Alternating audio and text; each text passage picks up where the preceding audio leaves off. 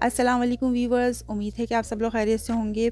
आज मैं आप लोगों के लिए बहुत ही मज़ेदार, खुशबूदार वाइट मटन पुलाव की रेसिपी लेकर आई हूँ, जो कि यखनी पुलाव है और बहुत मज़ेदार बनता है। इसका गोश्त आप देख सकते हैं कितना टेंडर हो रहा है, मज़ेदार, जूसी, और इसके चावल भी कितने ज़बरदस्त लग रहे हैं।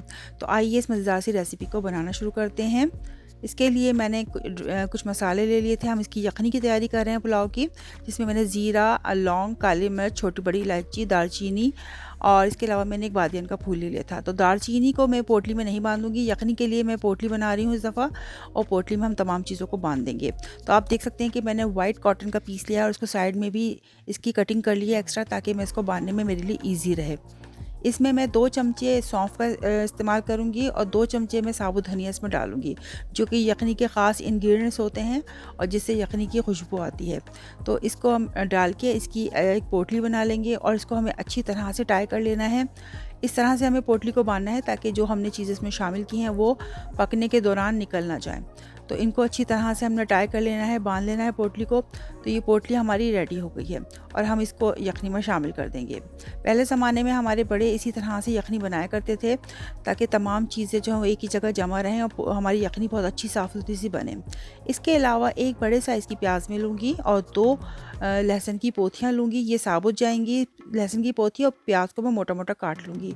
गोश्त मैंने मटन के बड़े बड़े पीसीज हैं, इसका मैं पुलाव बना रही हूँ और आज मैं बनाऊँगी बड़े बड़े पीसीस का पुलाव। मैंने इसके थोड़े बड़े पीसीज लिए मटन के, तकरीबन ये 1 किलो से 1200 ग्राम मटन है मेरे पास। अब मैं एक भगोना लूँगी यखनी बनाने के लिए। मैंने स्टील का भगोना लिया है और उसमें तमाम गोश्त डाल के, और मैंने इतना पानी डाल दिया है जो कि मुझे यखनी के लिए रिक्वायर्ड है। जैसे ही इसमें बॉयल आ गया, अच्छी तरह से हम इसको गोश्त को बॉयल करेंगे और जैसे ही इसमें तमाम इम्प्योरिटीज़ ऊपर आ जाएंगी, इसको हम क्लियर कर देंगे। तो गोश्त को आप कितना भी धो लें, कितना भी आप स्ट्रेनर में रख लें, लेकिन ये चीज़ें लाजमी ऊपर आती हैं। तो इसलिए पहले गोश्त को बॉईल कर लेना चाहिए और तमाम चीज़ों को क्लियर करने के बाद मैंने इसमें पोटली जो बनाई थी वो शामिल कर दी है। पोटली बनाकर मैं इसमें अच्छी तरह से इसको डिप कर दूँगी। और इसके अलावा मैंने प्याज जो आपको दिखाई थी मोटी मोटी काट ली थी, लहसुन की पोथियाँ ऐसी जाएंगी और दालचीनी का जो स्टिक थी वो भी ऐसी जाएगी। 2 चमचे मैं इसमें नमक के शामिल करूँगी और इसके अलावा मैं इसमें इसको अच्छी तरह से मिक्स कर दूंगी तमाम चीज़ों को। और इसमें अदरक रहती थी, तो अदरक को भी मैंने मोटा मोटा काट लिया था। तो ऐसे ही मोटी मोटी काट के अदरक को भी शामिल कर देंगे और यखनी को पकने के लिए रख देंगे जब तक इसका गोश्त अच्छी तरह गल नहीं जाता। तो हम देख सकते हैं कि जब हमारा गोश्त अच्छी तरह यखनी का गल गया था, तब मैंने इसको दोबारा से देखा खोल के, तो यखनी हमारी तकरीबन पक चुकी थी और गोश्त भी बहुत ही अच्छी तरह से टेंडर हो गया था। आप देख सकते हैं, मैं आपको दिखाती हूँ गोश्त कितना ज़बरदस्त गला है इसका, और यखनी हमारी बिल्कुल अच्छी सी रेडी हो गई है। तो गोश्त आप यखनी देखें कितनी साफ़ सुथरी यखनी बनी है हमारी, बहुत अच्छी बनी है। और ये पोटली जो हमने इसमें डाली थी, इसको अच्छी तरह निचोड़ के हम इसको रिमूव कर देंगे। अब हमने पुलाव की तैयारी कर ली है, जिसमें तमाम चीज़ें मैंने रेडी कर ली हैं। गोश्त को भी मैंने निकाल के अलग रख लिया था, तमाम चीज़ें मैंने रेडी कर ली थी।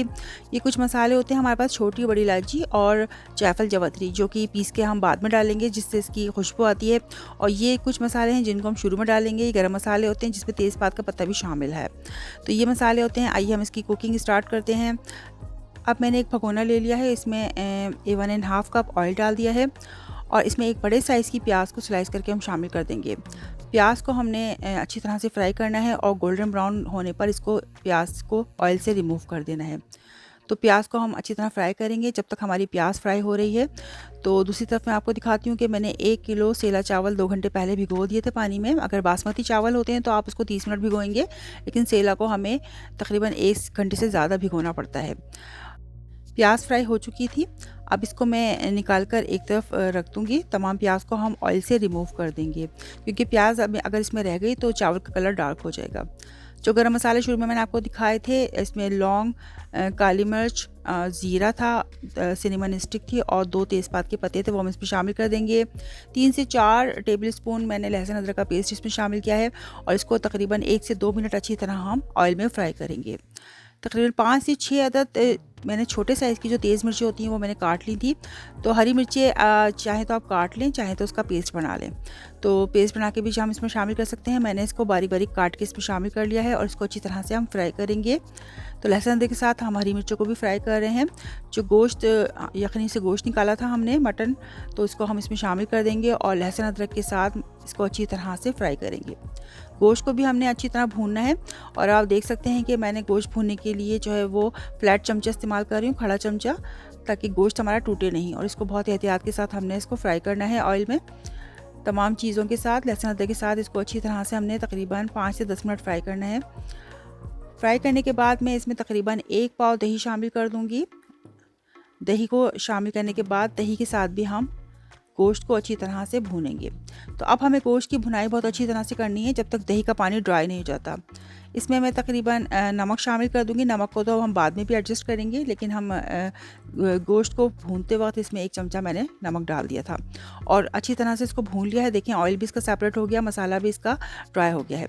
अब जो यखनी मैंने अलग करके रखी थी, इसको स्ट्रेन करके इसमें मैं शामिल कर दूँगी यखनी को। यखनी मैंने सारी इसमें डाल दी है और अच्छी तरह से हम इसको मिक्स कर लेंगे। तो यखनी जितनी हमने रिक्वायर्ड थी और चावलों के हिसाब से हम इसमें शामिल कर देंगे। पुलाव में ज़बरदस्त सी खुशबू लाने के लिए मैंने कीनू के छिलकों को बारीक बारीक काट लिया था। 2 टेबल स्पून मैं इसमें कीनू के छिलके शामिल करूँगी, जिससे चावलों में और पुलाव में बहुत ज़बरदस्त सी एक अच्छी सी खुशबू आएगी। ये ऑप्शनल है, अगर आपको पसंद नहीं है तो आप इसको स्किप भी कर सकते हैं, लेकिन मुझे पसंद है इसलिए मैंने इसमें शामिल किए हैं। जो चावल मैंने भिगो के रखे थे, तमाम चावल हम इसमें शामिल कर देंगे। चावल को अच्छी तरह से डाल के, और इसके अलावा चावलों में जाएंगे 5 से 6 अदद हरी मिर्चें। हरी मिर्चों के साथ मैं तकरीबन 3 टेबल स्पून में लेमन जूस इसमें शामिल करूँगी। और जो मसाले मैंने पीस कर रखे थे, जायफल, जवती, छोटी बड़ी इलायची, उसको मैंने पीस के रखा था, वो हम ऊपर से इसको इस तरह शामिल कर देंगे। तो इस तरह से तमाम हमारे ज़बरदस्त से मसाले इसमें शामिल हो गए हैं, जिससे बड़ा ज़बरदस्त खुशबूदार पुलाव तैयार होगा और पूरे घर में इस पुलाव की खुशबू महकेगी। तो अच्छी तरह से हमने इसको पका लेना है। और दम लगाते वक्त जो प्याज हमने फ्राई निकाली थी, थोड़ी प्याज हम इसमें अभी शामिल कर देंगे, थोड़ी गार्निशिंग जब हम इसको सर्विंग करेंगे जब डालेंगे, और इसको प्याज को ऊपर से डाल के हम अच्छी तरह इसको दम लगा देंगे। पहले फुल आंच पे लगाएंगे, फिर उसके बाद आंच को स्लो कर देंगे और ये हमारा मज़ेदार सा पुलाव इस तरह रेडी हो जाएगा। तो ये देख सकते हैं कि हमारा ज़बरदस्त सा मटन पुलाव रेडी हो गया है। वाइट मटन पुलाव हमारा बहुत ज़बरदस्त सा खुशबूदार सा रेडी हो गया है और चावल भी कितने ज़बरदस्त लग रहे हैं। तो वीवर्स, हमारा मज़ेदार सा वाइट मटन यखनी पुलाव रेडी है। आप इसको दावत में बनाइए, ये ज़बरदस्त दावत रेसिपी है।